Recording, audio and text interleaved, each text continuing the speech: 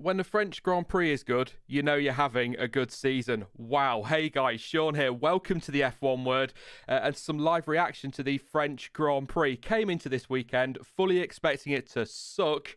Wow, that was brilliant. I thoroughly enjoyed that. Got to be said once again, I mean, like I say, what a season we are having. That had so much drama at the front. It was tense right up until about a lap and a half from the end. I mean, wow. I just... Forget 22. Let's just do this forever. I'm really loving this season. Hope you're all well. I'm going to be joined by Dan very, very soon to waffle on for the next probably 90 minutes. That's often how we go. Sorry, I'm a little bit later than planned. Once again, having some issues this end, but hopefully all sorted now. And you're hearing me all fine. Seems to be, so that's good. Let's kick off with a look at the race result, as we always do, of course. Max Verstappen Makes it 3 wins in a row for Red Bull, doesn't he? Valtteri Bottas 4th, Lando Norris 5th, Daniel Ricciardo 6th. Massive result for McLaren this weekend. 7th for Pierre Gasly on his home track. 8th for Fernando Alonso. Then we've got the 2 Aston Martins, who I think did a pretty solid job today, actually, to get 3 points on the board. Carlos Sainz 11th, George Russell in 12th, Yuki Tsunoda 13th. Sorry, George Russell 12th. Are we having issues with the stream? Give me a shout. Oh, wait, it's fine. Yeah, sorry. George Russell, it's just good because I corrected myself there. George Russell in 12th place. Don't know what's going on there for George. Great result for him. Big result for Williams as well. 13th for Yuki Tsunoda. I'll just keep an eye on things as we go. 14th for Esteban Ocon. 15th for Antonio Giovinazzi. 16th for Charles Leclerc. 17th for Kimi Raikkonen. 18th for Nicholas Latifi. 19th for Mick Schumacher. And Nikita Mazepin 20th. All drivers... well, no, actually, I'll rephrase that. The Haas boys, both only 1 lap down this weekend. So, to be fair, probably a pretty good result for Haas. Good afternoon, Dan, mate. It's been a little while since we've had a chat. I think you were probably expecting this was going to be absolutely terrible. What a race.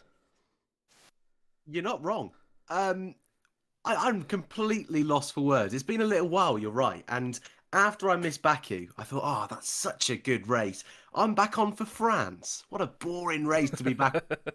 I was dead wrong. What a race we had today. I don't think any of us saw that one coming. And for once, we've got so much to talk about. So I'm not going to hold you up any longer. No, I mean, only one place to start, really. And that is at the start. I know, shocking. It all looked like it had gone wrong for Max Verstappen, hadn't it? I mean, goes down to turn 1, got a bit of a wobble on, lost the car, made the corner. He says did a good job to make the corner in the end. Lost out to Lewis Hamilton, and it all kind of, I'm not going to lie, I don't know about you, but the first, what do you reckon, 10, 15 laps? I thought, oh, here we go. Paul Ricard, typical. It's never going to go anywhere. And then it all kind of kicked off with pit stop. The tyres weren't lasting as long as anybody was expecting, or the drivers were sort of coming over the radio saying to team personnel, look, you know, guys, you thought these tyres were going to last ages. They're not.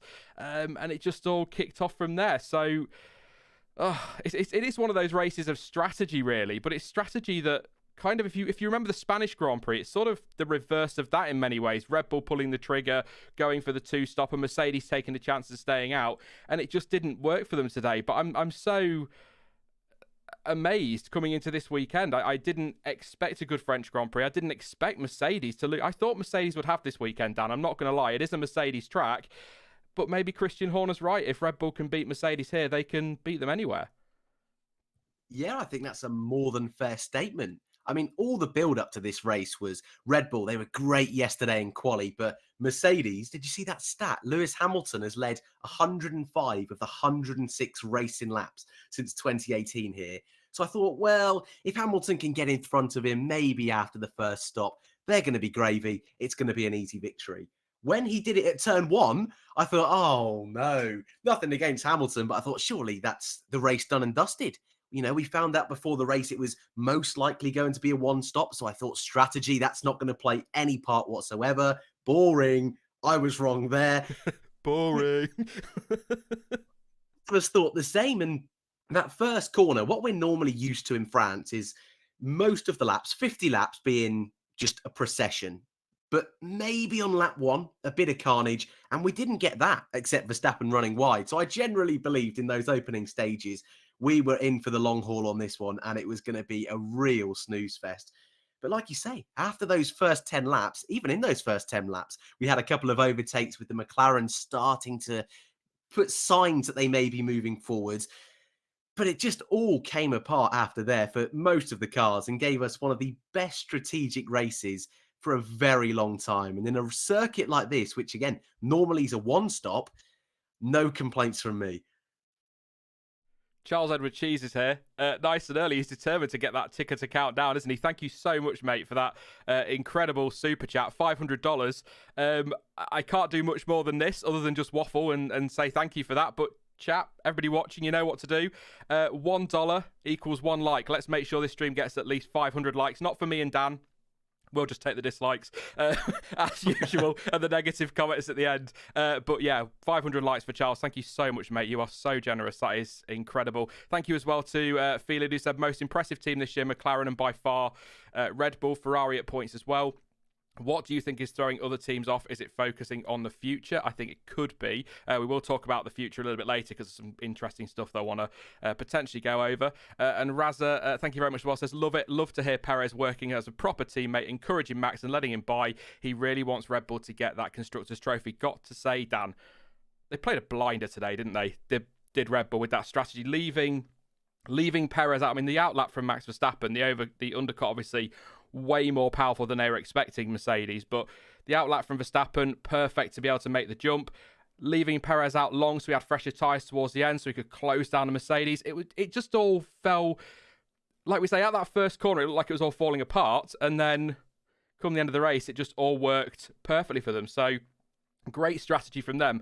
And are you, as a few people said in chat already, are you surprised to see Sergio Perez is doing this job for Red Bull that, you know, Albon and Gasly struggled to do, or is this fully what you expected when they signed him last year?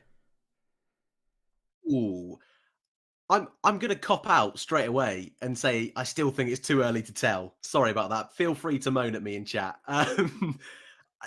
Those first 5 races were okay, but not fantastic. And I feel Checo, yes, he was getting used to the car, but I don't think it was a major upgrade on Alex Albon.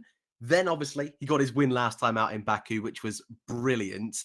And then even this weekend in the opening stages, there was about a 4 or 5 second gap between Checo and Valtteri. And I was starting to think to myself, oh no, are we going to have another weekend where we've got our Hamver bot, the top 3, and then we've got that second Red Bull car comfortably in front of the midfield, but unable to really put any pressure on Mercedes, and Verstappen loses the race because they don't have options. And I was dead wrong, because Checo, by going long, something he's been so good at for the entirety of his career, really came in clutch for Red Bull today. And just being able to not make mistakes, stay out of trouble, be in the mix, he's got himself a podium and is comfortably in front of Bottas in the standings as well. I think Valtteri's still in 5th place. Yeah. I believe Checo's 3rd. So again, I think it's still a little too early because yes, it's 2 great races, but those first 5, I wasn't fully convinced.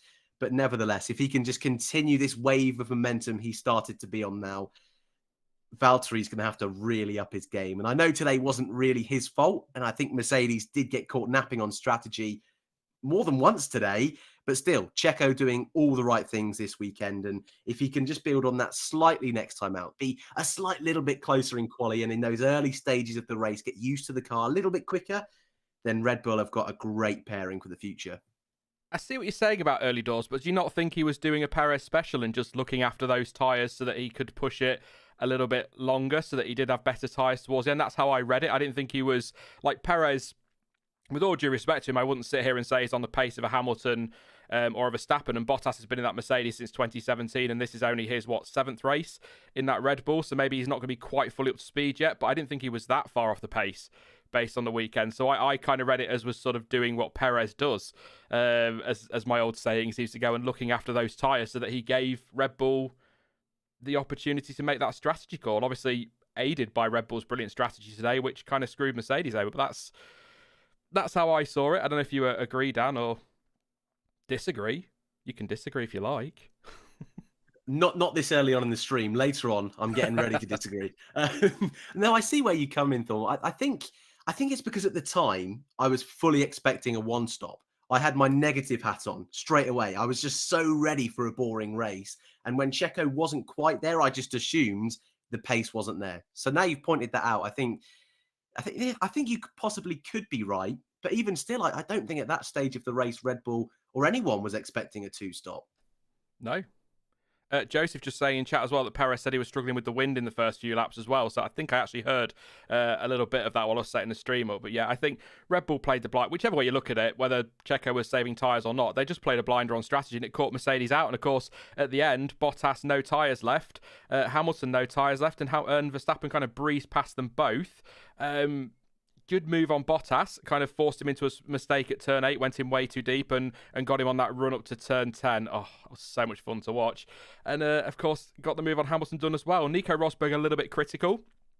Feels that the Mercedes boys weren't quite as defensive as they could have been, but I see what he's saying. As a racing driver, you want to defend your position, but Lewis Hamilton's obviously thinking long game here with the championship. If he's not got the tyres to fight, there's just no point risking any kind of contact or a mistake or a lockup or losing time. It's just not worth the risk, is it? So I think probably the right thing to do in terms of the championship. But Sergio Perez ran the outside of Valtteri Bottas at turn 10. Lovely to watch. Did leave the track and was under investigation. All four wheels were definitely over the white line, but the stewards deemed apparently that he got the move done before that stage, and he was sort of backed out of it after he'd gone wide. So I think, actually, to be fair, I'd probably say that's fair enough from the stewards. I think the move was, if it wasn't completely done, it was pretty much done around the outside, wasn't it? And it was sort of an inevitability anyway. So I think the stewards making a fair call there. We saw that a couple of times actually today, some fair calls from the stewards. So yeah, I don't think there's much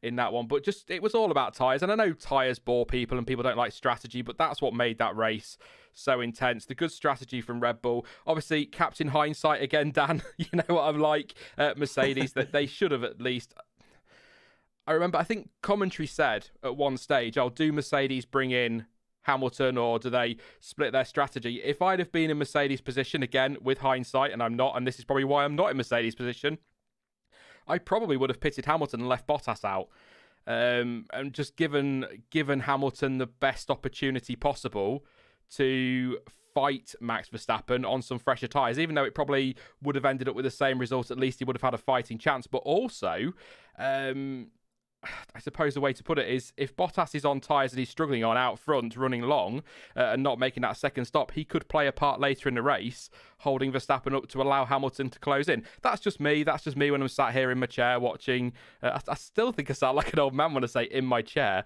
in my office chair, watching it and sort of trying to make those decisions on the fly. But two teams under massive pressures. Mistakes are going to happen on strategy, and, you know, we're not privy to the data they have, are we? So they obviously made the call they felt was right. But Valtteri Bottas was pretty clear. Look, I'm not being funny, but if anybody thinks that guy's staying in that car next year, wow.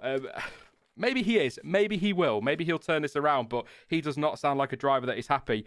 Why did no one listen to me when I said it was a two-stopper and then a few expletives? He wasn't happy, Dan. He called two-stopper. They didn't listen to him. Should they have? Hindsight again. I mean, in hindsight, yeah, they definitely should have. He's finished fourth place, not on the podium again. Is that 3 races now? No podium for Valtteri Bottas. So he's starting to get a little bit frustrated. And there was definitely that crossover period, even before Max Verstappen came in. I think it was Charles Leclerc that could have been the first one. He might have been a little bit after Verstappen. But all of the drivers at that stage of the race were complaining, there's no way these tyres are getting to the end. And I think with Valtteri already running in net third place, I feel it's worth the gamble. Because worst case scenario, he comes in and he's going to finish fourth if he doesn't re-overtake Sergio Perez. He's finished fourth anyway. So for me, I'm kind of like you. I was sat there thinking, one of these Mercedes boys has to come in, even before Verstappen came in. When Max came in, I thought, we definitely have to get one of these Mercedes cars in there now, and they didn't do it. And I think what's even weirder is that first run of stops, the undercut was so powerful. And yes, it was powerful for Verstappen in the fight against Hamilton and Bottas, but more so in that midfield when it was Leclerc and Ricciardo that went so early and jumped multiple cars, each of them. I think Leclerc got 3 or 4 cars doing an undercut. So though it was nip and tuck at the end of the race with Verstappen getting Hamilton, I can see why Valtteri, in the position he was in, was livid with the team. And I think you're right. I think we're definitely seeing a different Valtteri now, whether that's because he knows he's got to fight for his career or whether that's because he knows he's already out the door at Mercedes. I'm not too sure just yet, but I think he's got every right to be frustrated with the team today, because they were the ones that made the call in Spain and got it bang on. They didn't make it today, and both cars have paid the price. I did wonder why they didn't bring him in after it was obvious Perez was going to get him for fastest lap, but Toto Wolff explaining after the race that they thought that there might have been, because Perez was under investigation for that move, they thought, hey, look, you know, keep within 5 seconds just in case he gets a penalty. However, he was 5.8 behind across the line. So the stewards could have given him a 5-second penalty. He would still have finished third, Perez, and Bottas in fourth place. Just a really shocking start to the season for Bottas. Not all his fault. I'm not making excuses for him, but it's not all his fault. But how can I work? He's number 2 this season, isn't he, Dan? He was used today to try and hold up Verstappen. He didn't manage to do that. They didn't listen to him on strategy when he was screaming for a fresh set of tyres. That's a guy now that is definitely playing that number 2 role in the championship, which is fine because he's not had a great start to the season for whatever reason. He's a long way off in the championship, like you say, still down in 5th as well, behind Lando Norris and Sergio Perez. So he's going to have to play that role that Red Bull are going to be using Perez for, and did use Perez for today by asking him to move out the way of Verstappen, and he did by, I think he must have taken the local motorway to get out of the way. He seemed to be a long way out of the way to let Max through. So do you think that's... Everyone in chat is going to be like, Sean, this is such a ridiculous question. Look at the championship standings. Of course he bloody is. But I'm going to ask you anyway, Dan, because I've not had you on for a few weeks. Is that Bottas's championship over? Tries not to laugh. Well, I'll just quickly say as well, I mean, it is definitely Bottas championship over, especially considering he's behind Lando Norris in the standings as well. But it's funny with Perez today moving out the way of Verstappen so quickly, in contrast to Bottas in Spain, where he really fought Lewis Hamilton for that place, even though it was obvious Hamilton was going to get by. So that team harmony, I mean, all aspects of Mercedes at the moment just don't seem quite right. And I'm not 100% sure why that is.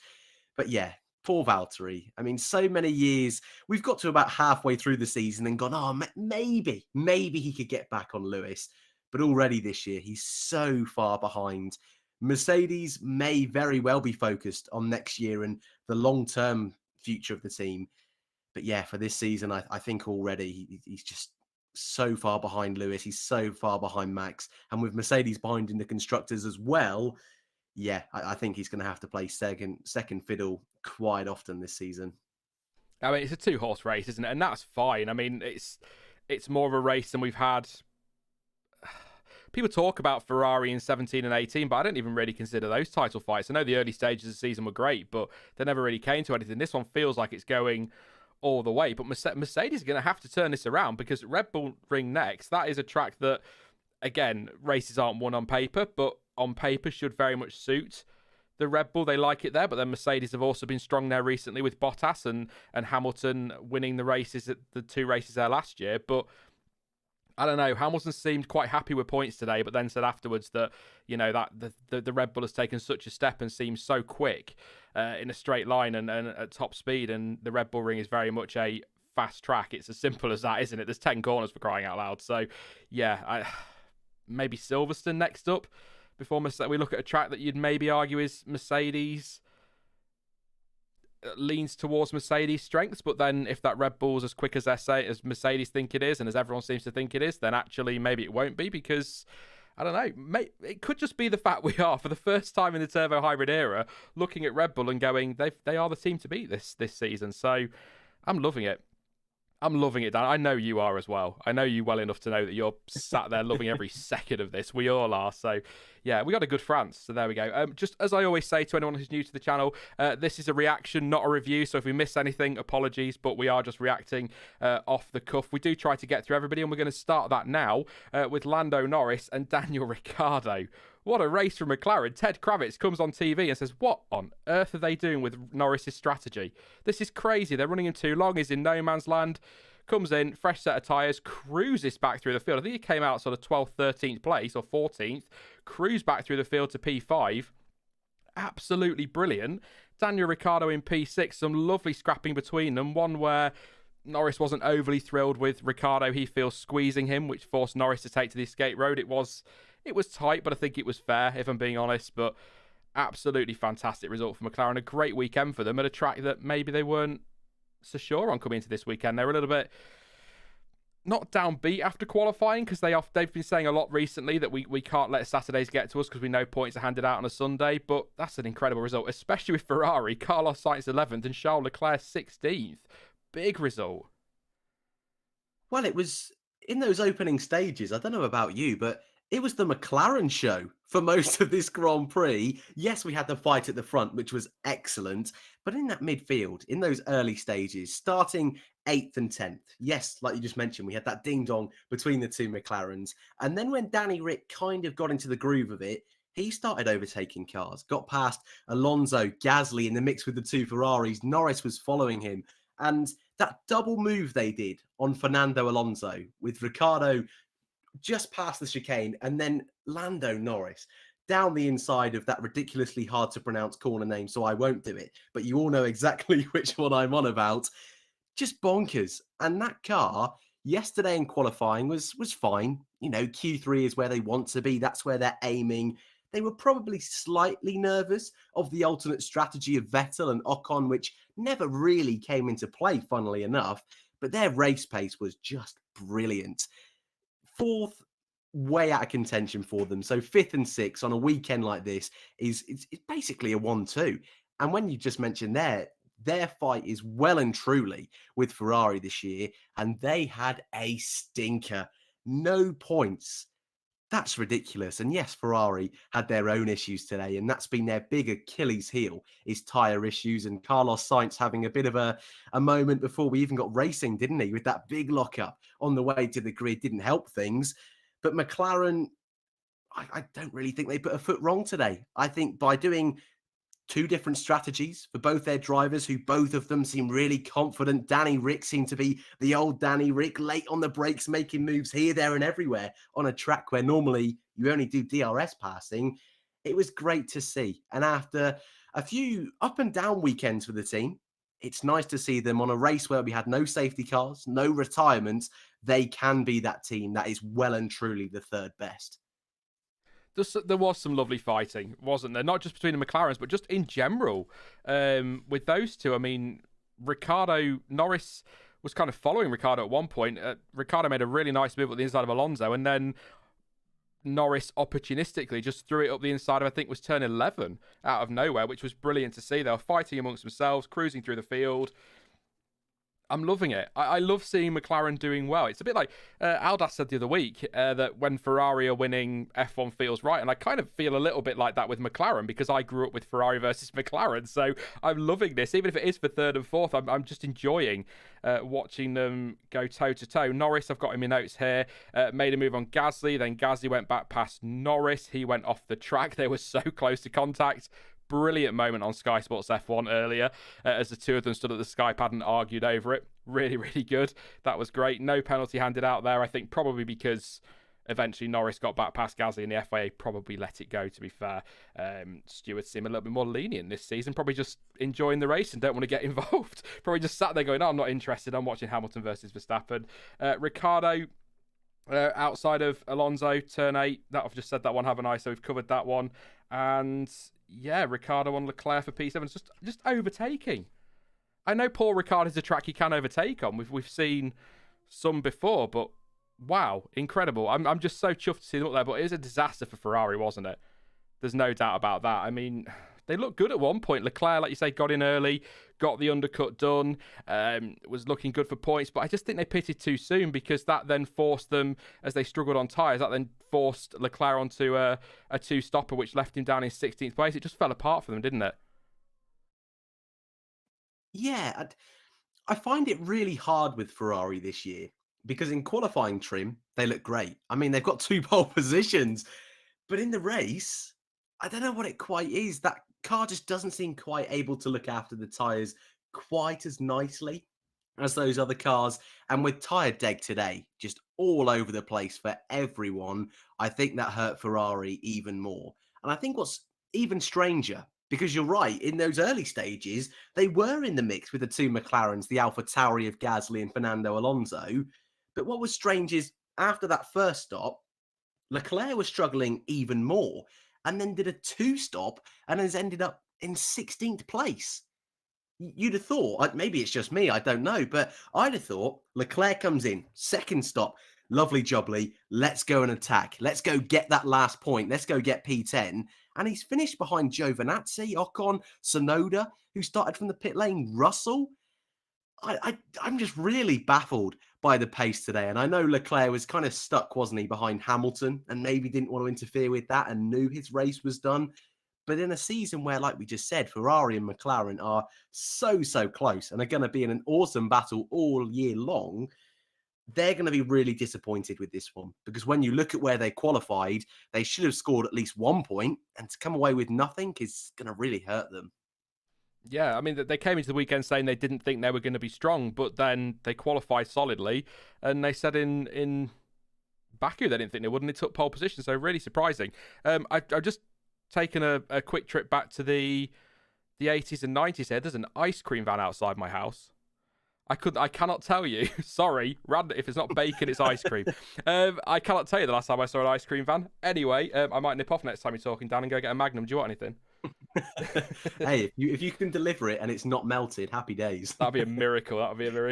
Yeah, because in the race, I think it looked like it was going to be Ferrari versus McLaren for that 5th, 6th place, but it just didn't work out. And apart from Leclerc pitting early, I didn't really see any major mistakes. Sainz made a mistake before they got to the grid, locking up, but just didn't have the pace, and that really surprised me. I thought they'd be right in the mix, but apparently not. I'm just looking through my notes here. Leclerc pitted on the end of lap 14 to go onto the hard tyre, then again had to pit again.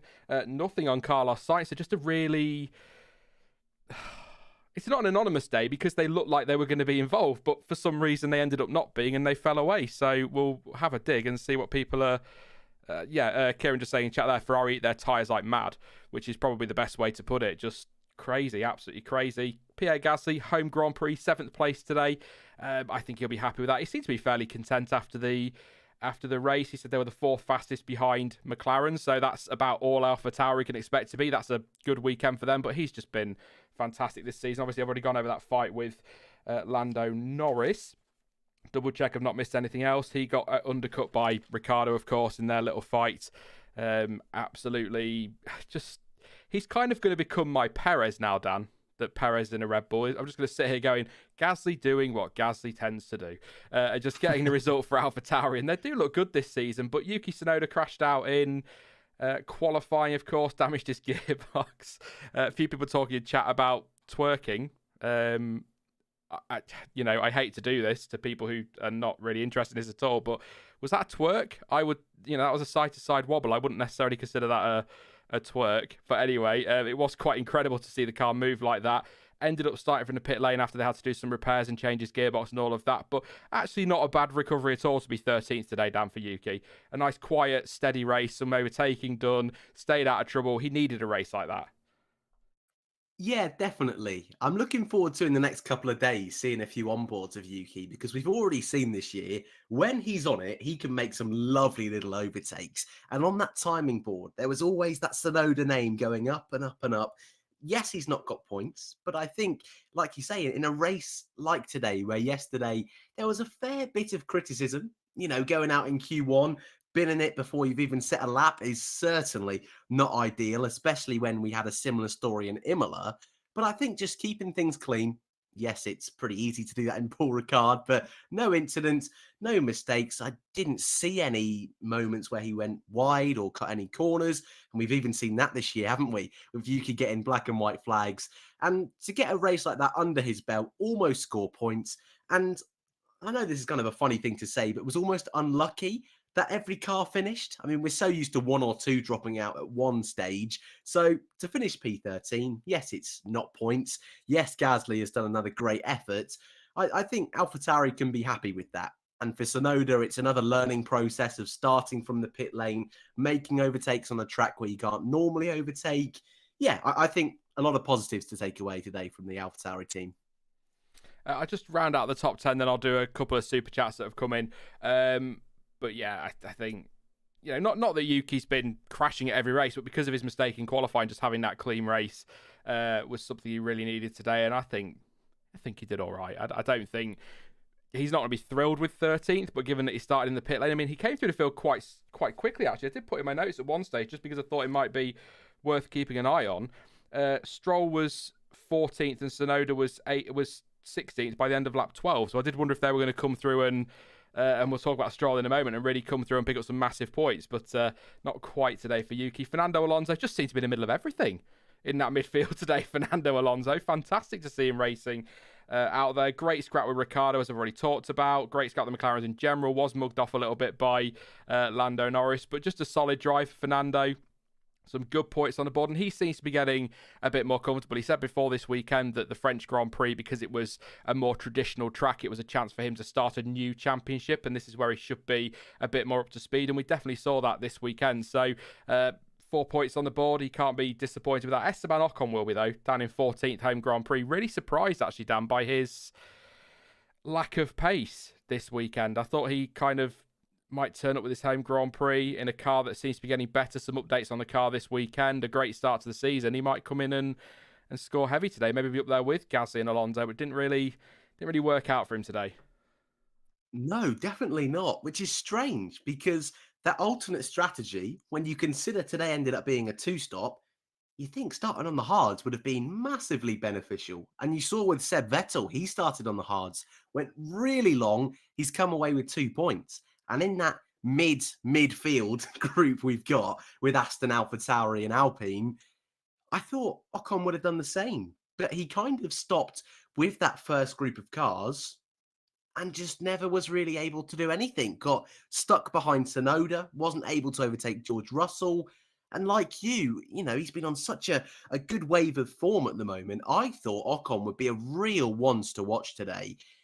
And it just never quite came to fruition, which is strange because Fernando did have a really good weekend. And though the Alpine car was certainly not as good in race pace as the McLarens, he made them work for it on those overtakes. He's finished in front of the 2 Ferraris.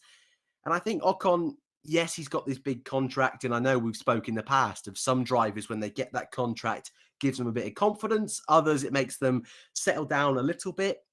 I don't think that's quite the case with Ocon. And I do think it was just a bit of a nothing key weekend.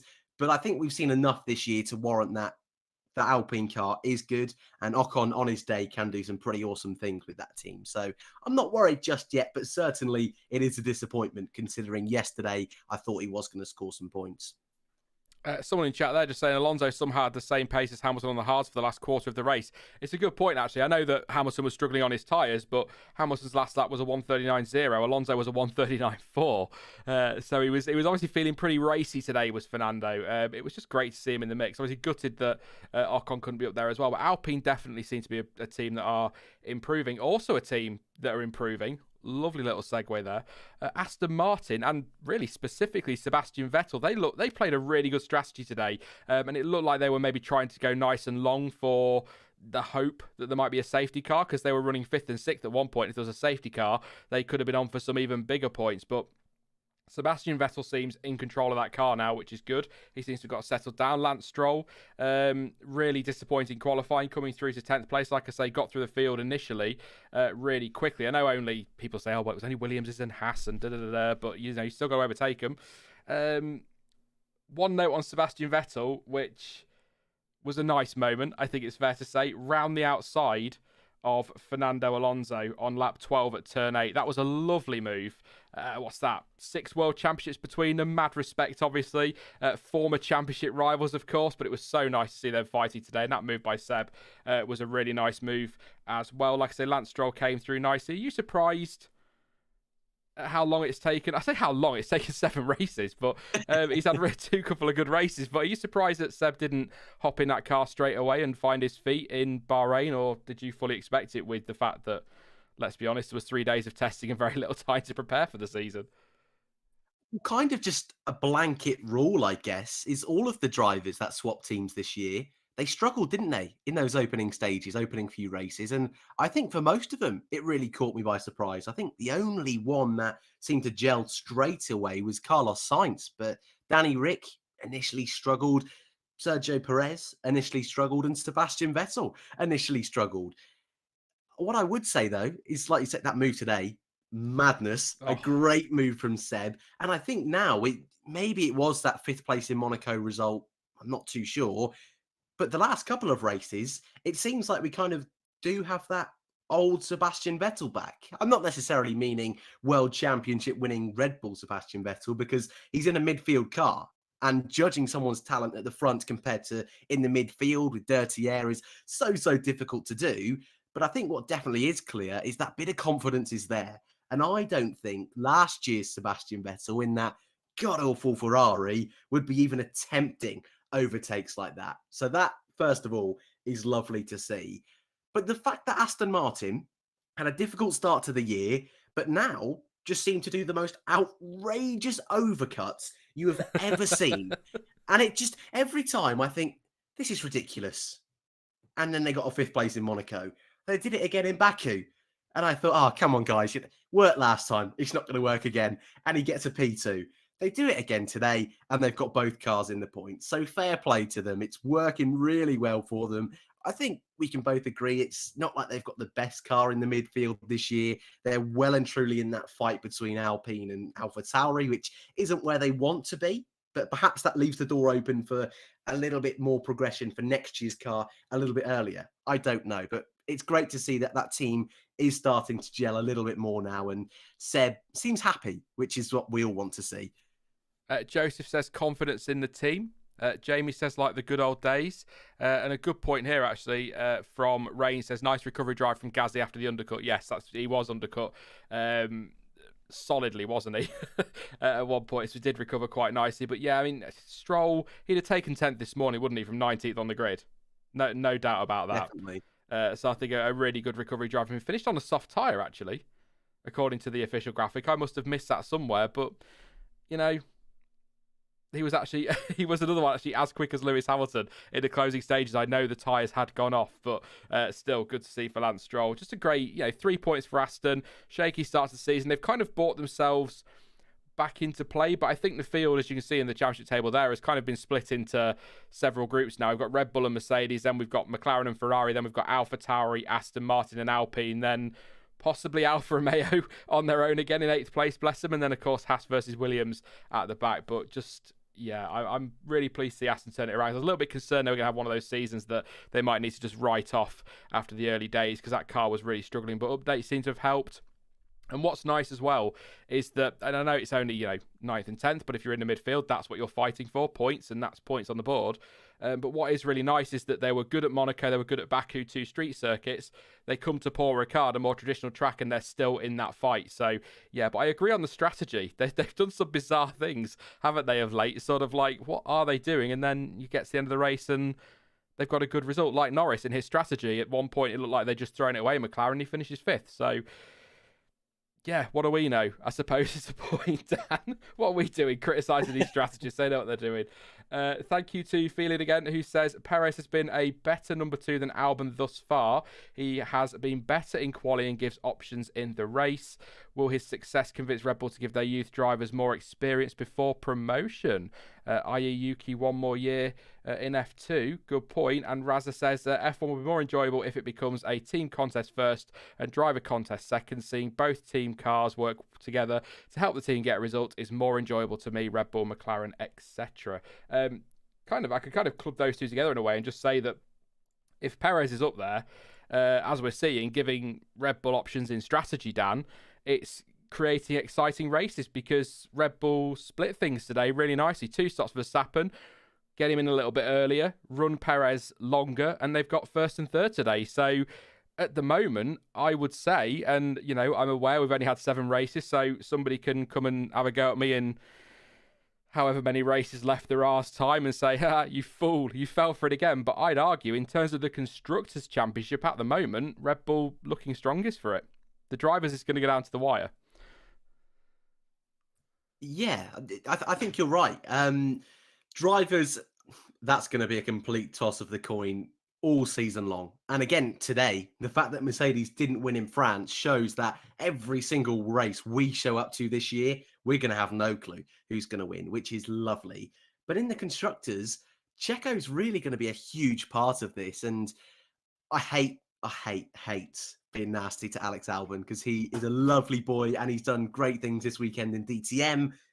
But this is the first time in a long time Red Bull have had 2 drivers not able to fight for the victory necessarily, but 2 drivers able to give Mercedes headaches. And that played a huge part of today's race. And I think, again, it's going to be a key theme all season long. Whereas with Alex and Pierre, when he was at Red Bull, in all fairness, both of them maybe had one weekend where they were close or just about on the fringes of giving Mercedes some problems, whereas Checo, I think now is going to really be able to start to build. And I hope for the rest of the season, we're going to have so many question marks to who's even on the podium. And so for Red Bull, that can only be great in the constructors. I don't think that's been horrible to Albon. Albon wasn't doing the job in that second car, neither was Gasly. So, and at the time, they didn't really have an option, did they? I think if Perez had become available after Ricciardo had moved to Renault, I think they probably would have taken Perez. But I don't think that's been horrible to Albon at all. And just kind of to answer the point on giving their young drivers a bit more time, maybe they will. Maybe they can now sort of tie Perez down to a couple more seasons if he is able to continue this. Obviously, again, the win last time out, third today, that is only a couple of really strong results. We need to see that consistently, but it definitely feels when you're watching him like he's a bit more involved than Albon and Gasly were. Of course, it's got to be said, far better car this year than Albon and Gasly were driving, but despite the fact it's very similar to last year's car. But I think maybe give him a couple of years, see how these regulations go. His experience could be hugely important there alongside Verstappen. They seem to get on well.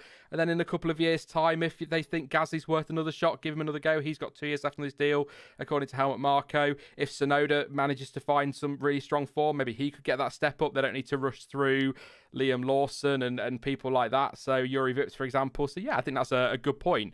Give them a little bit more time. But this is Helmut Marko. This is Red Bull. And I'm trying to think of the last time a driver, aside from Max Verstappen, was really given any time to turn things around. But hey, it's good to see Perez up there. It really is. We'll fly through the rest of the field in a moment. I'll do the usual thing.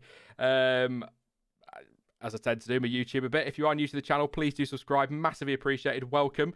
Great to have you with us. And please do drop a like as well. We've got over 500, so they're all for Charles. Thank you so much once again, mate. And thank you for all your super chats. Yeah, the usual spiel there. I'll just read a couple of things from chat and then we will move on to what'll be George Russell and what an incredible weekend for him. A couple of things from chat, though. Patch says, Sean, you are way off the mark. The Red Bull car's rear end was too unstable. Are you referring to my Albon comment? Unstable rear or not, he wasn't good enough in that car. Verstappen had the same car. If you're referring to today, I'm not sure because they were 1 and 3. I'll keep an eye out and see if you've got anything to add to that, Patrick. Sorry, I'm a little bit... the chat sometimes a little bit behind where we are in the conversation. QJHL Sportsnet says, who came third? That was Perez today. Granny Annie says, Yuki needs to mature before they even think about promotion. Yeah, it's too early for Yuki to get in that Red Bull app, so bloody-lutely. Lovely guy, very feisty. I think his raw speed is there. He just needs to sort of calm down and deliver a few solid results. Rain says Gasly had to fight Ferrari too. Albon and Perez don't. Very true. That is very true, actually. Good point. And if Seb had one more lap, he could have got like 3 positions. Where are we? So Vettel 1.9.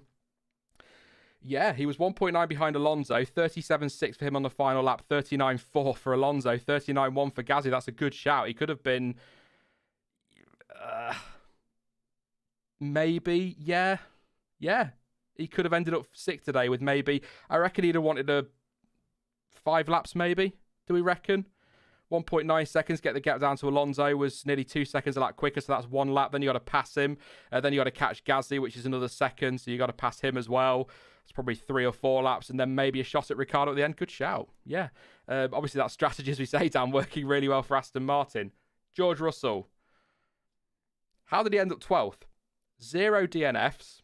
12th place today. How have I missed him getting up there? He must have been involved in something. Yuki Tsunoda, obviously Leclerc 2 stopping. Yuki Tsunoda starting further back. Esteban Ocon, not a lot of speed. He's beat both Haas, his teammate, both Alfas, a Ferrari, and an Alpine and AlphaTauri today. I mean,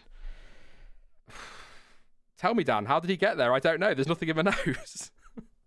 I'd love to find out as well, because what's even weirder is he had a terrible start. I think he was down to 19th on lap 2. And I thought, oh, well, here we go again. It's a classic case of everyone saying, Mr. Saturday's done great in quali, and the race, it hasn't quite come together. And then all of a sudden, I don't quite know what he did. Maybe he just went straight on at the chicane and just did the full straight and overtook 3 or 4 cars like I do on the game. But somehow he's ended P12, which is a magic result for that team because Haas did overtake them in the constructors, which is crazy to think. They've not only now jumped Haas, but in a weekend where they weren't expecting points. In quali, their pace, yes, they got through to Q2, but it wasn't anything special. They were definitely helped out by Mick Schumacher and his little incident during quali. So to be 2 positions off points, again, on a weekend where there were no retirements, no yellow flags, no safety cars, that's incredible. And on merit, finishing in front of Charles Leclerc, who had his own issues, but Yuki Tsunoda, Esteban Ocon, that's a really strong drive from George. And on a weekend again where Valtteri, it didn't all go his way, it's just another thing Mercedes can look at and go, yeah, this kid does have what it takes to be a top driver. Again, I'm looking forward to seeing what George actually did with some onboards, because we didn't get to see him, which is really frustrating. But the result itself, another really strong drive from the Briton. Yeah, it is frustrating, but at the same time, I kind of totally get why the focus was at the front, because that's what matters, really. Then, no offense to any other driver who's not at the front, that's the bit that matters in the grand scheme of things when it comes to... Imagine us watching George Russell following, I don't know, Kimi Räikkönen. It's like, we need to watch Hamilton versus Verstappen. But George Russell, true story, 16 seconds off Lance Stroll in 10th place. I mean, that Williams has definitely come on leaps and bounds since last season, and certainly since the diabolical 2019 they had, as we've said many times. But, you know, Saturday, the pace is there. I am really annoyed at Mick Schumacher. I'm furious at Mick Schumacher for that crash in qualifying yesterday. We were on board with George Russell. He was absolutely flying. I wanted to see the end of that lap because I think he would have been fringes of top 10 if he got that final sector right. So that would have been quite a moment. So maybe it was just one of those weekends where the pace was there in that car. But 16 seconds off 10th place, incredible, especially with the wind, because the wind is something that Williams has said if it's a windy day, their car's going to struggle because it's very sensitive to that wind. So to have a windy day, anybody tuning in, I'm sure it's like wind again, girl. But a windy day, and they've still managed to get 12th place. So, and a big result, like you say, because that's got them ahead of Haas again in the championship. We passed them in Baku. So, yeah, I mean, superb drive. It's kind of hard to get excited for 12th place, and if you're new to F1, sometimes you've got to pick your fights, as we said before. And for George Russell, 12th place to beat, like I say, 2 Alphas, 2 Haas, his teammate, and an AlphaTauri and Alpine is a great result. And it's not like, I mean, Leclerc had 2 stops, but Tsunoda pitted once, Ocon pitted once, Giovinazzi pitted once, Raikkonen, Latifi, Schumacher, Mazepin all pitted once. It's not like he pitted once and everyone else pitted 3 times. So incredible. Like I say, no DNFs, great drive. And Nicholas Latifi, 18th place. All he's got to do in that Williams really is be beating the Haas boys, and that's what he did by half a minute. So I think Latifi got to be happy with that one. He seems to be really settling in and finding his feet quite nicely. I know he was well beaten by George today, although it was very tight in that pack, to be fair. Yuki was 4.3 behind Russell, then Ocon was 7/10 further back, and then Gio 4 seconds back, Leclerc 3 seconds back, Raikkonen a couple of seconds back. So it was quite close, but beating the Hasses, that's kind of what he's there to do, and that's what he did. So I think Williams will be really chuffed with that result from both drivers, to be fair. I'm sure they'd like Latifi to be up there in 13th, right behind George Russell, but still a really good result for them this season, or this weekend. They are having a good season as well. Yeah, and I think, I mean, we both defended Latifi last season, saying he was pretty solid. You know, he's not in that car to be a world beater. He's there to be a driver that is a good kind of number 2 to Russell and can keep his nose clean. And that's something he wasn't able to do always last year, but he seems to be doing it a little bit more this season. So again, like you say, his role at the moment is to beat those 2 Haas cars. He did exactly that. And there's no real complaints for Nicholas Latifi. Again, it's hard to say anything much more than that because we didn't see any of the Williams, but in a season where normally we're seeing those back markers if they're in the wall, hey, that's not a bad thing that we didn't see him all that often today. No, I'm not, it's really hard when you get to like one of these races when it's a little bit more dull at the front or a little bit more procession at the front. We see a lot of the midfield and the back of the field, don't we? Whereas one of those days where we're kind of clutching a little bit at straws as to what to say. And I keep looking over at chat like someone's going to go, oh, you forgot Russell overtook Perez round the outside on lap 2. And I'm like, oh, damn it, I forgot. But yeah, no, again, a reaction, not a review. But I'm chuffed for Williams. It's great to see them just be able to fight. I remember 2019, they were just kind of like, by the end of lap 1, the rest of the field were coming round to lap them again. It felt like at times, didn't it? Exaggeration, of course. But yeah, great for them. That leaves us Alfa Romeo and Haas. I didn't see a huge amount of either. To be fair, obviously, Mick Schumacher had his crash in qualifying on Saturday, but did actually get through to Q2. I loved Haas's tweet on that if you didn't see it. That was very, very good. Through to Q2, but at what cost? There you go. Mazepin, 20th place. I think, I've said this probably every weekend since the start of the season, but whilst 19th and 20th is not a great result on paper, in that car, all Haas can do is get to the end of the race. If they get to the end of the race, and we have a day like today where all 20 finish, it's probably going to be 19th and 20th. If you get a race where 10 cars retire, they could be on for a point. So just getting to the end is what they have to do, and that's what they're doing. They were only a lap down as well, which again doesn't sound very exciting, but it's progress for them. Obviously helped by strategy today. Alfa Romeo though, Dan, not much to say. 15th and 17th, kind of in and around where they've been in the Williams fight, but another team. The back three are definitely all focused on next year, aren't they? So there's not a huge amount to say. I will look through my notes while you give me a waffle about how incredible Giovinazzi is again. You read my mind. You well and truly read my mind, because in the race today, there wasn't really anything from Alfa Romeo. I mean, again, in the highlights today or tomorrow in the week, when normally we see a few more uploads on a few things that have gone on, a few more onboards, maybe we'll see a couple of overtakes, but it was a very quiet weekend from Kimi Räikkönen. I can't remember anything. Feel free in chat to scream at me there. But Gio, you're right. I've got to talk about it, because in quali again yesterday, I thought he was pretty great and continues to be one of my superstars of quali this year. Less than 2/10 of getting into Q3. I think that's pretty mega.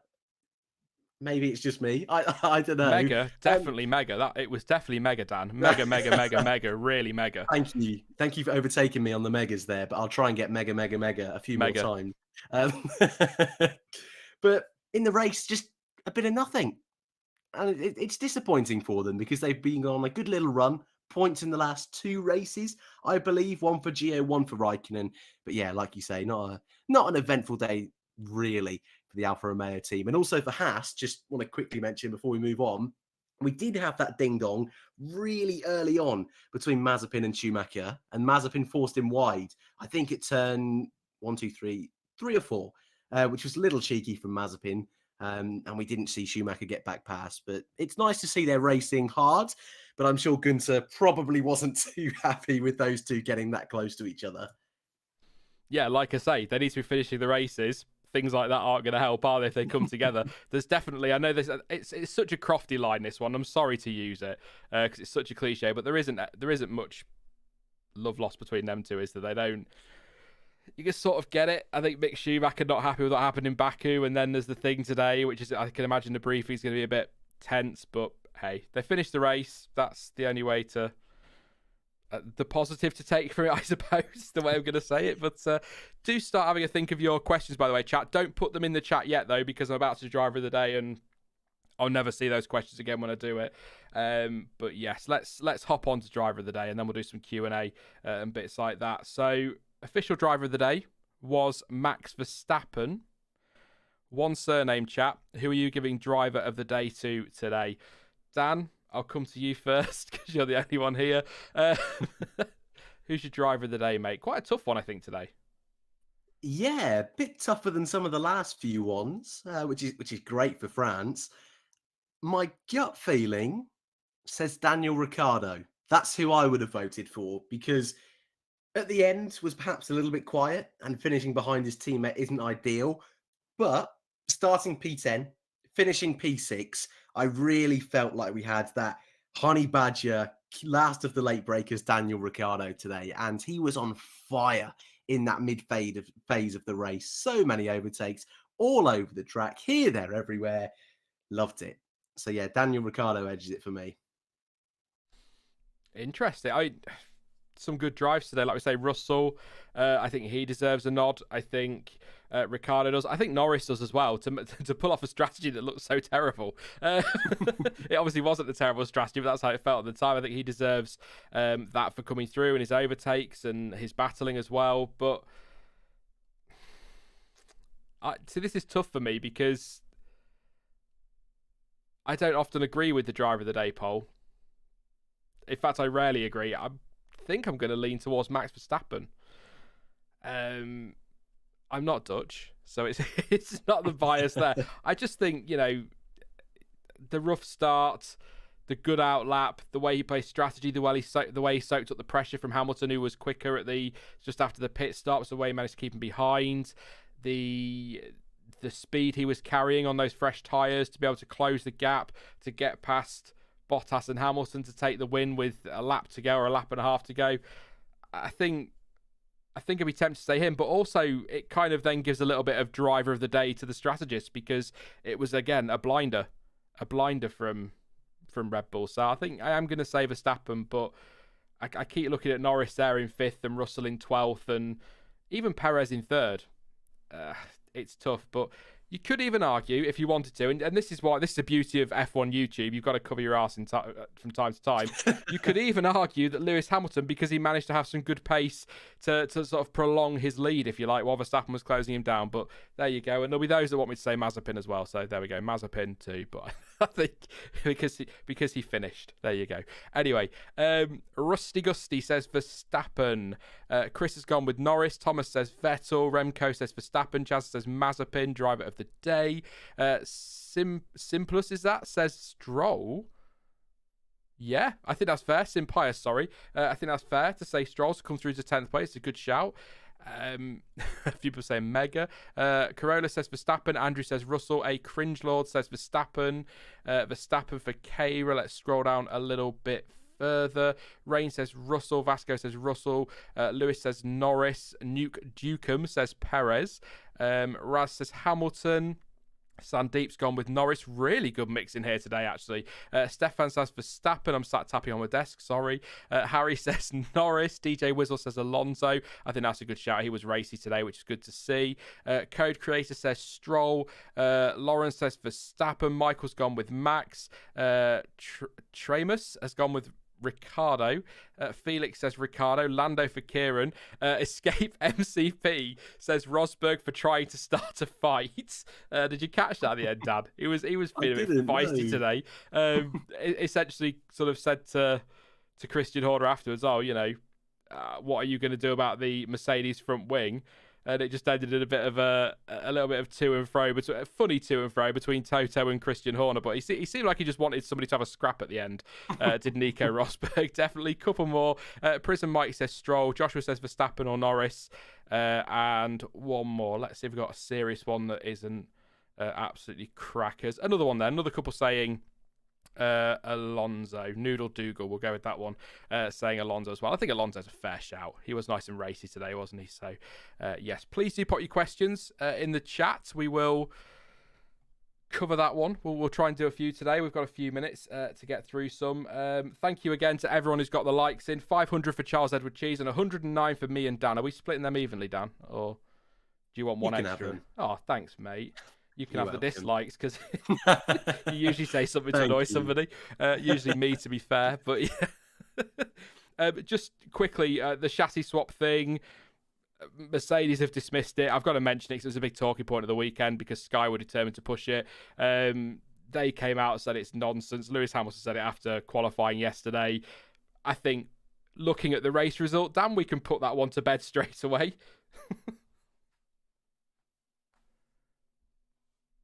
Or does Dan disagree? Or has Dan died? Dan might have died. It happens from time to time. I think we're back. No, back. I can't believe it. I thought we were going to go the whole way today. Not to be. Sorry, I missed that. I was just saying about the chassis. Sky pushing the narrative that the swap was there and it might have helped Bottas and hindered Hamilton. But I just said that result puts that to bed immediately, even though Mercedes have already rubbished it. Yeah, I mean, it was interesting, and I'm still intrigued to see how that plays out over the next few rounds. And I think Bottas was closer this weekend I'm just adding fuel to the fire here, aren't I? No, nothing wrong with the chassis. Mercedes, it's fine. Yeah, stop it, Paul DiResta 2.0. No, I said it was nonsense from the outset, pretty much, and then they said it in. The words have gone. It's age. I'm only 35, but I swear I've lost my mind completely. I can't remember what I was going to say. It doesn't matter. Who cares? First name, last name says, come on, Darren. Yes, Darren Ricciardo, of course. Excellent drive from Checo. Tyre management on point once again, says Sky Grasper 47. Noodle Dougal, I'm only reading your question because I love your name. Says Mercedes, any possibility of a driver swap? I said this in a video last week, Dan, or early this week. I think that's not going to happen. I cannot see Mercedes doing that. I think they will honour the contract with Bottas to the end of the season, whatever happens, so long as he might turn around and say tomorrow he don't want to be there anymore. But I think he'll honour his contract. I think they will as well. So if they're going to make the change, which a lot of people seem to think they will, George Russell coming in next season, that won't be to the end of the season. They're not going to swap mid-season, are they?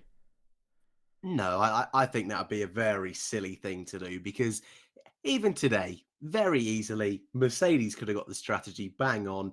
Valtteri's third, Mercedes getting a few more points over Red Bull in the constructors. So to do a mid-season change when you don't really know what you're going to get from George Russell, I mean, I think he'd be great, but mid-season, there's going to be so much pressure there. It's not needed. And I think a similar kind of, well, in a similar vein to that, the whole story around George getting his contract at Silverstone, the exact same thing. I don't see why you do that halfway through a season when Mercedes need full focus from both their drivers to concentrate on this year. I mean, I don't trust Toto Wolff anymore. He was asked about it. He said they'd make the decision in the winter. He was then quizzed on that the next day, and he said that he was joking. He was asked if the decision would be made before Silverstone. He said, no, that's unlikely, a bit too soon, and then went on to add that probably something around Monza. But now I'm thinking, is he joking about that? You know, he's given us a very specific date. We're looking at Monza, somewhere around there. I don't think it'll be as soon as Silverstone. I think we might hear something in the summer break, but I'd be really surprised if they make the change mid-season. I think that they have been loyal to their drivers of Mercedes. Somebody pointed out to me in, I think it was the comments or Twitter or somewhere, that Mercedes have never fired a driver. Michael Schumacher, he retired. Rosberg, he retired. They've never fired a driver. They've always stayed loyal to them. So I think that they'll probably stick with him to the end of the season, but they'll give him every opportunity to turn that around, because that's maybe what I think was in the only thing in the chassis thing was that, look, you know, you're saying your chassis is not great, you're struggling with the car, here's a different one, see how you get on. Turns out it wasn't that, but yeah, I think they'll give him every chance to turn that around. It's to be Valtteri Bottas, bless him. Granny Annie says, did the extra pressure in the tyres make the race any better? I mean, I don't know why I've asked that. You know I can't answer that, Annette. I haven't got a clue. I haven't got any information on the tyres, really. I'm not seeing any post-race stuff because obviously we're go straight into going live. But I maybe they were able to push them a little bit more, and that's why they could try and stretch to one stopper. And we saw drivers sort of a bit more relentless with the pace again today, maybe. I don't know if you've got anything to add on that, Dan. I know neither of us are particularly technically minded. Oh, yeah. You don't bring me on for the technical stuff, that's for sure. I bring him on because nobody else will come. Yeah, fair enough. I joke, of course. David P says, will Yuki be back in 22? Thank you for your super chat, mate.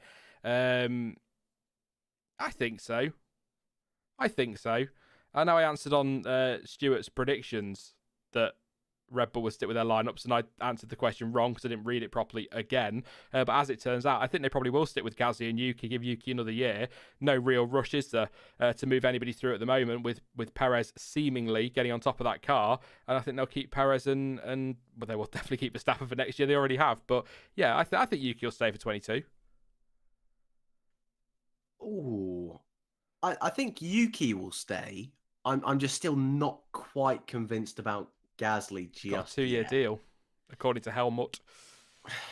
Yeah, I think if another option comes up, he has to take it, because there's not. I mean, we could be here for hours talking about this, but I think Red Bull are pretty much secure with their driver lineup now, and especially Gasly's interview this weekend on Sky.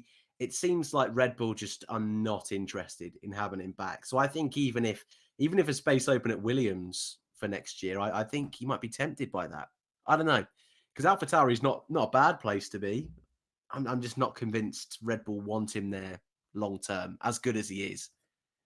I don't think he'll be back in that car, but I if he's got this 2-year deal, we know that Red Bull tend to keep their drivers under those deals, don't they?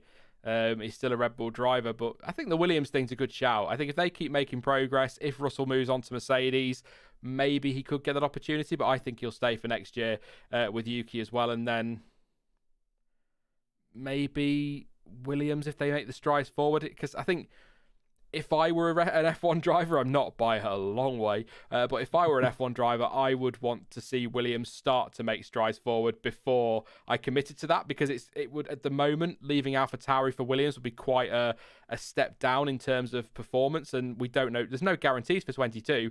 Williams could switch your focus to next year's car, come into next season and still be last. It'd be a big gamble on Gasly's part to go from a car that has got the links to Red Bull and is a good car at the moment and could well be a good car next year. Again, it could also be last, but with the ties to Red Bull, maybe better resources there. I don't know. It's difficult. I don't know. It's tough. Like you say, we could we could sit here for hours talking driver market, even though there's not even that many seats open. Raza says, how frustrating was it to hear Max's radio issues? I was getting mad. FOR. For him. His strategist kept saying, we don't copy, mate. Thank you for your super chat. Good point on Max's radio. We don't hear that very often, do we, nowadays? The radio problems. I did find it quite amusing. They said if you could just adjust your mic, the next opportunity, it's like, oh, do you want me to pull over at the garage and we'll sort it out there or what? But yeah, these guys, the things they can do with these cars whilst they're driving them, playing around with the steering wheel, sorting out their microphone. Why not? You might as well go out and clean it halfway around. Yeah, it is frustrating, but one of those things that, because radios are expensive, but they're not going to be the most expensive thing on the car by a long way, are they? So they're going to fail. Thank you as well to Jamie Santos. Says, with Mercedes and Red Bull in such a tight fight, could that mean that they will be on the back foot in 22, like McLaren and Ferrari in 09 and Red Bull and Ferrari in 14? I don't know if you've asked that before, actually, in comments or anything, Jamie, but a couple of people have asked me that lately. And my response has been, without dismissing it sounds terrible. My response is, we'll have to wait and see. But it's a very interesting point that you look at 2008, Ferrari versus McLaren for the title. 2009, the midfield and the backmarker teams made a massive leap forward, and those fighting for the title, because they had to keep developing to fight for the title, dropped down through the field. Ferrari were terrible.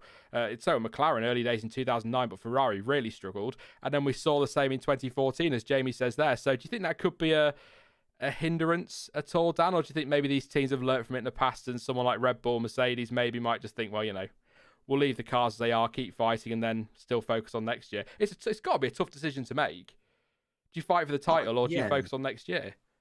Yeah, definitely. And I think that's one of the key reasons Mercedes is a little bit all over the place at the moment. They've got so many question marks. I think on a Red Bull front, though, they were close last season, weren't they? It's not like they were a million miles away. They were just lacking that extra couple of tenths in quali. Again, I don't want to be horrible to Alex Albon, but he wasn't close enough to the front. So I think Red Bull kind of just by default this year, with a car that suits this year's regulations a little bit more, having Checo come in, they've made up the gap between themselves and Mercedes. So I think they will be as focused on next year as any team. And by having two teams with AlphaTauri in the mix as well, they've kind of got a double-edged sword at next year. They've got two chances of being a great team, a great outfit.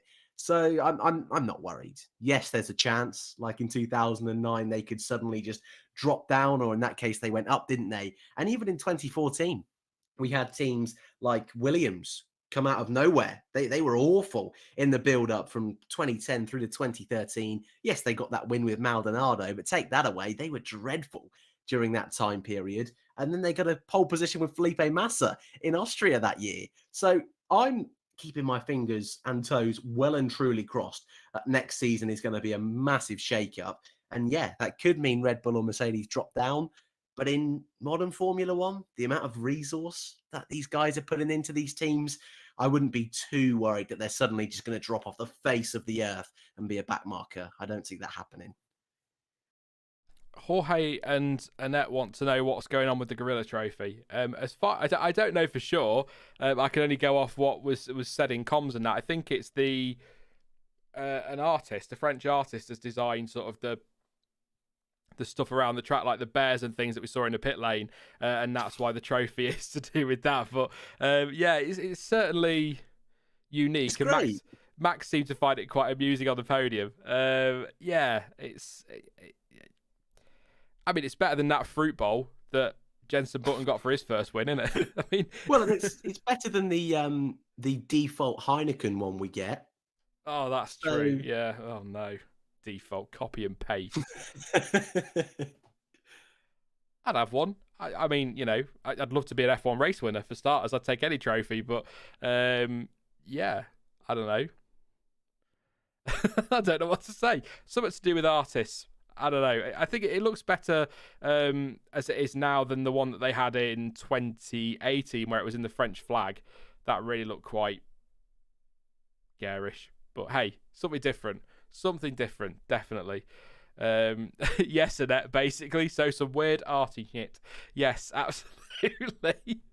Anybody got any questions regarding the race? Anything that we've missed that you want us to go over? I'll keep an eye out for those as priority. A lot of people will obviously be asked about the driver market as we get into the summer. What about the anthem? Says Dennis. Oh, good lord. I would never ever claim that I can play a trumpet, but my word, somebody was not right in that at all. I took my headphones off. I was like, I can't listen to this. It's terrible. Absolutely terrible. Some people say that about the stream as we speak. Can AlphaTauri do development for Red Bull Racing? I still don't know how it works with the budget, says Raul, or asks Raul. I'm sure there's a very clever way they can move resources around, but no is the correct response to that based on the regulations. No, they can't. But if Red Bull and AlphaTauri want to move things around, there's some very clever ways to do it. Definitely. Have you guys talked about the Bottas 1 to 2 stop situation? We have, Kayra, but we can do it very quickly again, just for anyone who's tuning in. He was pretty clear, wasn't he, Bottas, that he wanted the 2-stopper, wasn't happy over the radio. He's not a driver that gets that angry over the radio this early in the season, but we've heard it a couple of times now. He was frustrated with strategy in Bahrain as well. So, you know, with the benefit of hindsight, what I would say is that a second stop was the right thing to do because he ended up 4th anyway. But at the time, I totally get what Mercedes were doing, hoping that he might hold Verstappen up a little bit more, and then that might, you know, if he keeps Verstappen behind for a lap, Hamilton potentially wins that race because it was only with about a lap and a half less than that left that Verstappen took the lead. So I kind of see what they were doing, but if I were Bottas, I'd be so annoyed. I know that he's there to play a role, and with the deficit in the championship, they're going to have to use him as a number 2. But it's still frustrating when, you know, as a driver, you're saying, look, I'm telling you these tyres are terrible. I need to pit. And they're going, oh, no, we'll keep going. We'll stick with plan A. Totally get his anger. I really, really do. But hey, well, again, it's all hindsight. That's all I can say. It's easy to sit here saying this afterwards, isn't it? So, yeah. Do you think Brundle is crying now? Says Vinayak. I hope not. Did he stub its toe? I don't know what's going on. I'm lost with you there, mate, completely.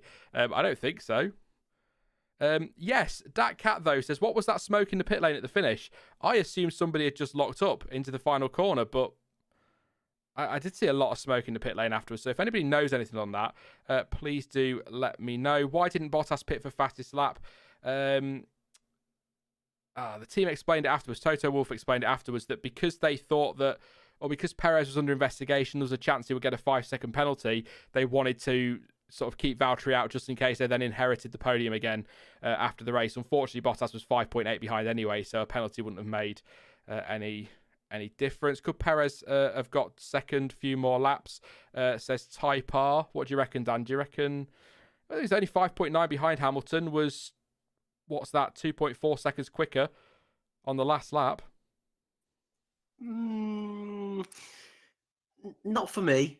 I think Hamilton probably would have backed off a little bit once he was passed by Max. And I think if there was the threat of Checo getting him as well, I think he would have kept the foot on the pedal a little bit more.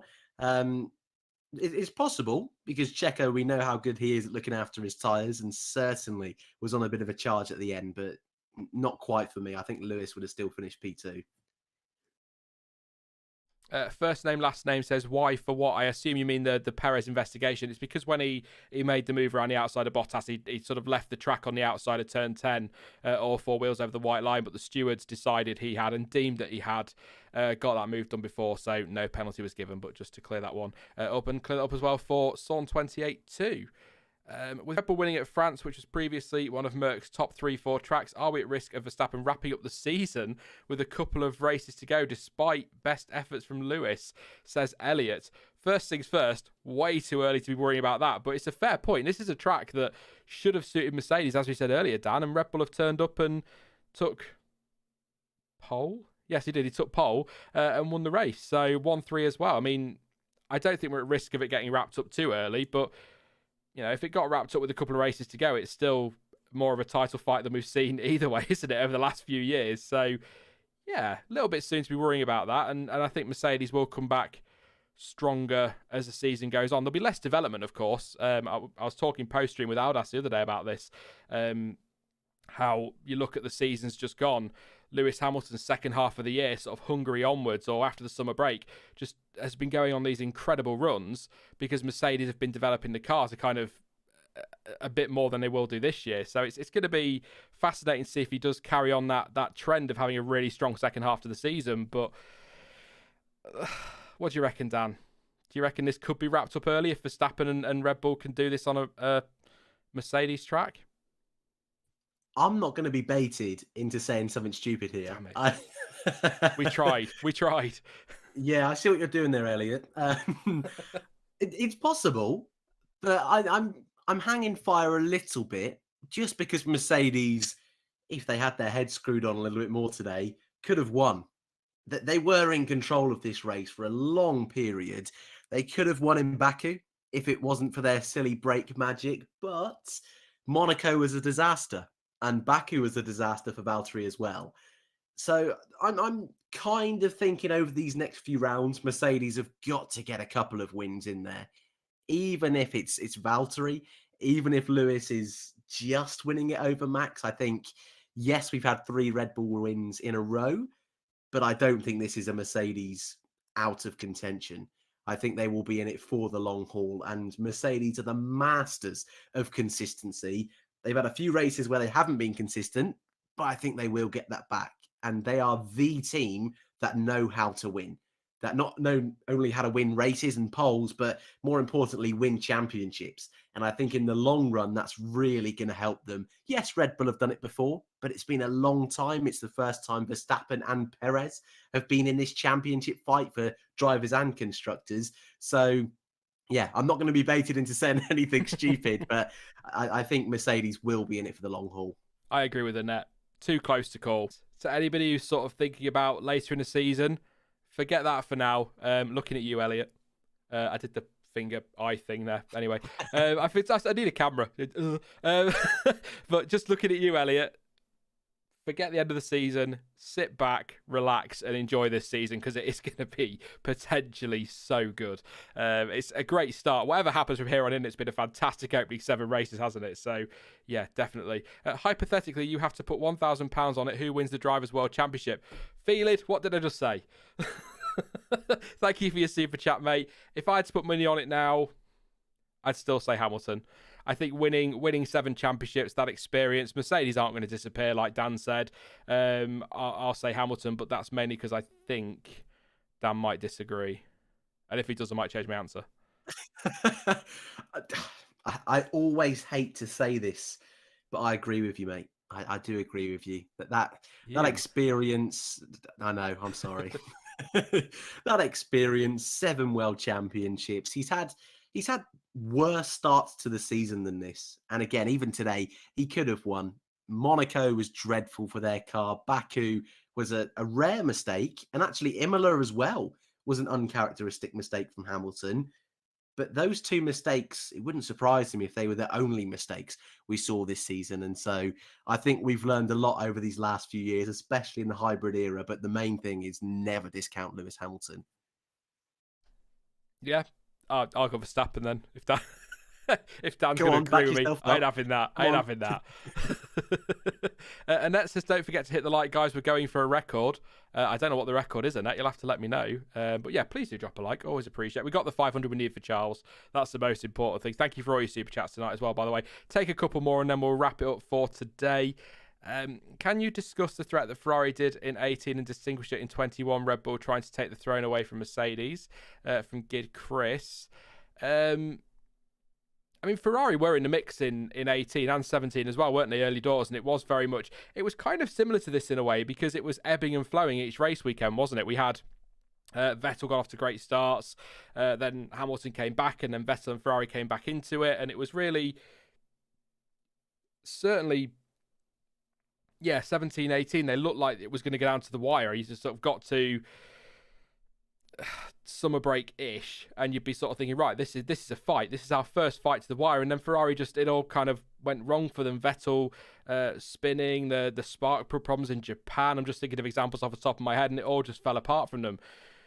Do you think this is going to be different, Dan? Does this feel the same to you, or does it feel different? Does it feel like this really is a fight potentially to the wire?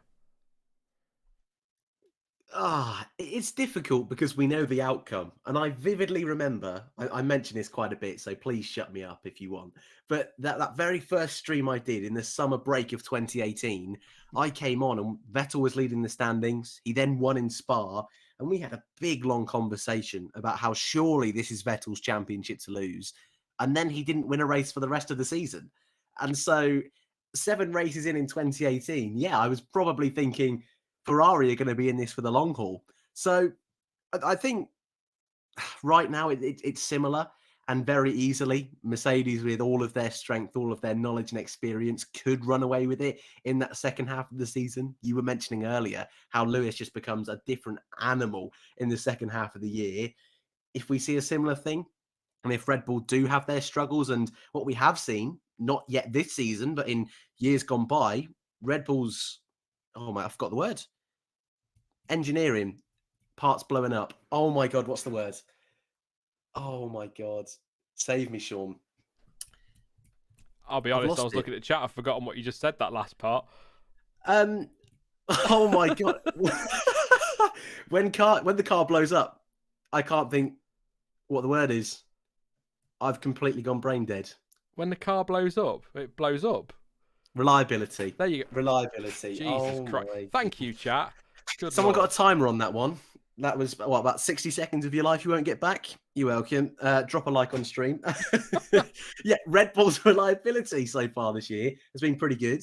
Years gone by, not so good. So will that become a factor? I don't know. You're welcome. I'll stop talking now, chat. Thank you. Welcome to my TED Talk. Ty Pass says, stop making early excuses for the so-called greatest of all time possibly losing it this year. I did think we were, but there you go. I think I'd already said that I thought Hamilton would, but anyway, unless he's talking to somebody else, I don't know. But I sometimes look across at chat and I think, are you watching the same stream? I know that you guys have conversations as well, so I'll not be too harsh. I get it. Couple more then. Yeah, a lot of people now like reliability. 2 minutes. You took over that one, Dan. It wasn't quite 2 minutes, but yeah, I'm done. Felt more. With Grosjean and K-Mag making names for themselves in IndyCar and sports car racing, and with the amount of manufacturers coming into sports car racing, do you think we will see more F1 drivers running them? It's got Grosjean in the questions. So that's got to be one for you, Dan, and your reliability issues. I mean, F1 drivers. F1 is seen as the pinnacle of motorsport, but it's not the be all and end all, is it? There's plenty of other series. So I'd imagine that if there are manufacturers there and drivers are dropped from teams or decide to move on, they'd certainly be looking at something like sports car, DTM, Formula E, lots of options out there. Yeah, and I think especially the last couple of years, we've seen a real wave of drivers coming in from F2, which means that inevitably we've got some of those older guys missing out. So I think, whether you're in your Indy cars, your FEs, your sports cars, they're always going to be a great option, because historically, guys that were in F1 that have gone to all these different championships have done great things. And Grosjean, who's going to win IndyCar next season, is going to be even more proof of that. I am going to I'm going to fly through some super quick questions. We're going to do them quick fire. My internet is having a moment, and if the stream goes down, sorry. So I'm going to get this quickly through some questions. I need to change from Sky, by the way. They are dreadful at the moment. Sky with their broadband, super fast. My rear end. Mazepin's quicker than their internet. Anyway, it's a joke, Mazepin fans. I'm sorry. I'm always going to pick on the last drive with my digs like that. Let's have a fly through a couple of these questions. I mean, it would be interesting. I'd love to see some more drivers going sports car, but then I'd love to see Grosjean and K-Mag back in F1. Particularly K-Mag. I think... Wow, you said that on purpose. Well, Grosjean, totally for, not nostalgic purposes, but for kind of like, the way his career ended was such a sad way for it to end. Didn't get a chance to have a proper final race, a final goodbye, even though he's getting his Mercedes test. So I'd like to see him back for that. But I actually, whilst he frustrated the life out of me at times, Kevin Magnussen was a driver that here it comes, highly rated and thought deserved not as much as Stoff, but actually deserved I feel like he deserved a bit more time and maybe, I don't know, at McLaren, but whatever. I don't know. I'd like to see him back one day. Ferrari couldn't stop being Ferrari in 17 and 18. Here's hoping that Red Bull isn't becoming Ferrari and stay on it. Sorry, IndyCar King Ericsson won after all, says DGA Red Raven. Yes, congratulations to King Marcus of Ericsson. Good lad. That's going back a bit to the old Discord server days. Christ. Any predictions for Austria? That's what we'll end on. Josh Mason wants to know. George actually, first of all, says driver of the day. Officially Verstappen. I went for Verstappen. Who did you go for, Dan? Ricardo. There you go. That's what we went with in the end. So, quick predictions for actually Styria first. Same thing. I know, just a different name. What do you reckon, Dan? Do you reckon this will be a track that suits Red Bull? Or is it just going to be another one of those flip of a coin weekends? Yeah, flip of the coin for me, because Mercedes were really strong here last season, even with their issues in race one. But Red Bull have been good here in the past as well. So it's going to be a real mix between the two of them. I've got a gut feeling this one could go to Valtteri Bottas. I feel he needs a win now. It's been such a long time since Sochi last season. And after today, he seems a bit more fired up. And I just wonder if today will be that cut-off point where he thinks, you know what, I'm going to have to put my foot down that a little bit more with the team. And if I want to do a two-stop, I'm going to have to raise my voice. Not they can raise it much more after today's little outburst, but really put down a marker now. Because otherwise, we had a conversation earlier, didn't we? The season really is starting to get away from him. Yeah, it's a track he enjoys, but then Baku was supposed to be a track he enjoyed. So... some people think he's checked out, but I don't want to go on about Bottas too much because we've talked about him quite a bit. Just keeping an eye on chat. There's a debate going on between a couple of people. I think I found out what that comment was about, arguing over how Hamilton is and isn't the greatest and Verstappen's whatever. I don't know why we have to have these arguments in the community constantly because it gets so nasty sometimes. There's no need for it. Let's just all admit that all 20 of them are better than any of us could bloody well do.